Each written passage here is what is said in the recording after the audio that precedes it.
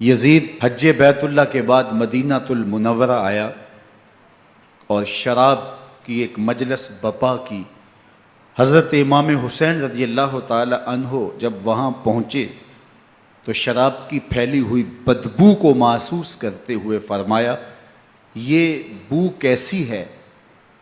تو نشے میں دھت یزید بولا، یہ شام میں بنتی ہے، اور ایک جام منگوایا اور اس کو پیتے ہوئے دوسرا جام حضرت امام حسین رضی اللہ تعالی عنہ کی طرف بڑھاتے ہوئے کہا، ابا عبداللہ لیجئے۔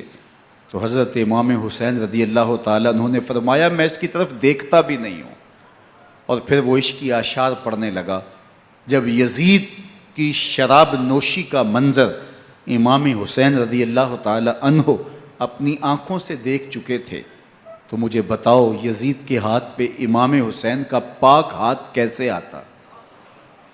حضرت امام حسین رضی اللہ تعالی عنہ جس ماحول میں پلے تھے، جس ماحول میں پرورش پائی تھی، جس ماحول میں رہے تھے، وہ پاکیزہ اور تقدس مآب ماحول تھا، اور یزید کبھی اطراف دمشق میں، کبھی غوطہ میں، کبھی الخضرہ محل میں، اور کبھی کہاں اور کبھی کہاں داد عیش دیتا رہا اور لہو و لعب کے اندر مصروف رہا، اور اس کی زندگی ان چیزوں سے عبارت تھی۔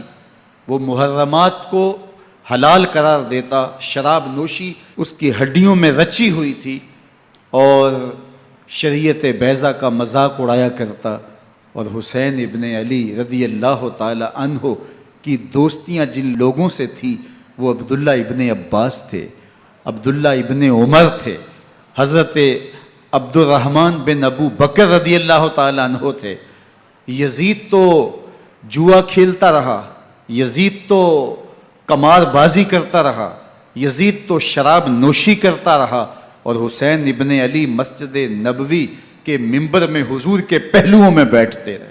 اللہ اکبر! حسین کے لیے پیغمبر کے سجدوں کو طول دیا جا رہا ہے۔ حضرت سیدہ فاطمہ الزہرا رضی اللہ تعالی عنہ کے گھر کے قریب سے گزرے تو حضرت امام حسین کے رونے کی آواز آ رہی تھی، تو آقا کریم علیہ السلام نے فرمایا کہ فاطمہ حسین کو چپ کرواؤ، الا تعلمی ان بقاءہ یوزینی، تو جانتی نہیں حسین کا رونا مجھے دکھ دیتا ہے۔ حسین ابن علی کو حضور رونے نہیں دیتے تھے، ان کو دکھی نہیں ہونے دیتے تھے، کیونکہ رسول اللہ صلی اللہ علیہ وسلم جانتے تھے کہ یہ کتنے دکھ سہے گا، کتنی تکلیفوں سے گزرے گا، اور کتنے مصائب سہے گا۔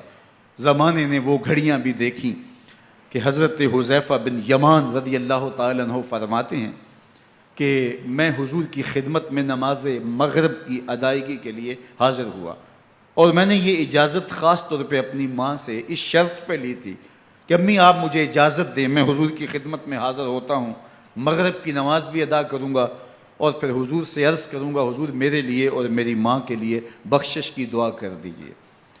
ماں نے اس شرط پہ اجازت دے دی اور میں حضور کی خدمت میں آ گیا، نماز مغرب ادا کی، سلام پھرا، لیکن حضور عبادات میں، ذکر میں، نوافل میں ایسے مشغول ہوئے کہ میں آرزو رکھنے کے باوجود بھی عرض نہ کر سکا۔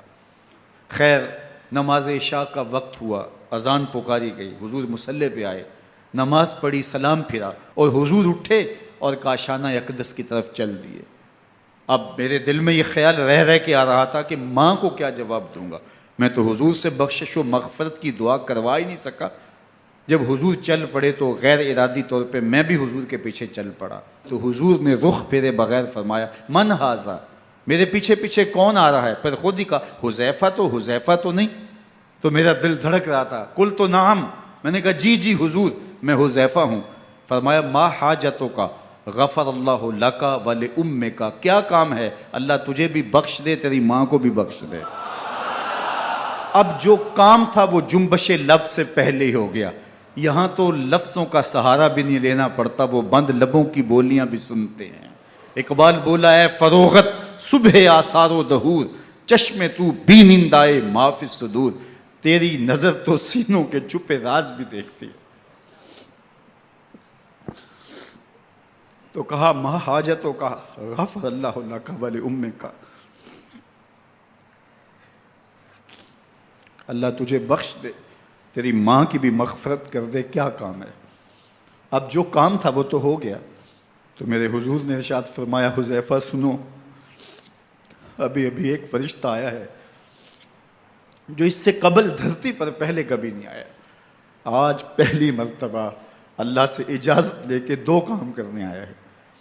ایک تو مجھے سلام کرنے آیا ہے، اور دوسرا خوشخبری دینے آیا ہے کہ آپ کی بیٹی فاطمہ جنتی عورتوں کی سردار ہے، اور حسن اور حسین جنتی جوانوں کے سردار۔